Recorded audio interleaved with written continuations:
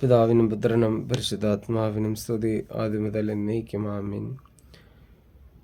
മിശിഹായുടെ നല്ല മക്കളെ, മിശിഹായുടെ കുഞ്ഞുമക്കളെ, ഇമ്മാനുവൽ അല്ലെങ്കിൽ യേശു എന്നൊരു പേരിൻ്റെ അർത്ഥം തന്നെ രക്ഷകനാണ്, നമ്മളെ സ്നേഹിക്കുന്നവനാണ്, നമ്മളെ ശക്തിപ്പെടുത്തുന്നവനാണ്, നമ്മളെ ഹൃദയത്തോട് ചേർത്ത് വയ്ക്കുന്ന ഒരു വ്യക്തിയാണ് ഇമ്മാനുവൽ യേശു. ഈ നോയമ്പിലെ പ്രത്യേകമായി ഈ 17-ാം ദിനം നമ്മൾ പ്രത്യേകമായി ചിന്തിക്കാൻ പോണ വചനവാക്യം വിശുദ്ധ മത്തായി എഴുതിയ സുവിശേഷം 1-ാം അധ്യായം 21-ാം വാക്യം.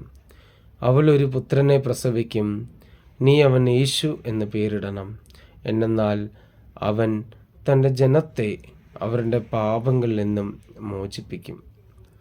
ഈ ലോകത്തിൽ കടന്നു വന്ന എല്ലാ വ്യക്തിയും പാപം ചെയ്ത വ്യക്തിയാണ്. എന്നാൽ പാപത്തിൽ നിന്ന് രക്ഷിക്കുന്നവനും പാപത്തിൽ നിന്ന് മോചനം നൽകുന്നവനും കർത്താവായ യേശു മാത്രമാണ്. ഈ ക്രിസ്മസ് ദിനത്തിൽ നമ്മൾ ചിന്തിക്കാം, ഞാൻ പാപിയാണ്, ഈ ലോകത്തിൽ പാപം ചെയ്തൊരു വ്യക്തിയാണ് എന്നെല്ലാം നമുക്ക് ചിന്തിക്കാം. ചില വ്യക്തികൾ ഈ പാപം മുഖേന ഉണ്ടാകുന്ന ഒരു സങ്കടത്തിൽ, ഒരു കുറ്റബോധത്തിൽ ജീവിക്കുന്ന വ്യക്തികളും നമ്മുടെ ഇടയിലുണ്ട്. ആ വ്യക്തികളോട് ഇന്ന് കർത്താവായ യേശു മിശിഹ കൽപ്പിക്കുന്ന ഒരു വചനമാണ്, നിങ്ങളുടെ പാപങ്ങളിൽ നിന്ന് നിങ്ങളെ രക്ഷിക്കാൻ വേണ്ടി യേശു കടന്നു വരുന്നു. ഇന്ന് നിങ്ങൾക്ക് സങ്കടമല്ല, സന്തോഷമാണ്.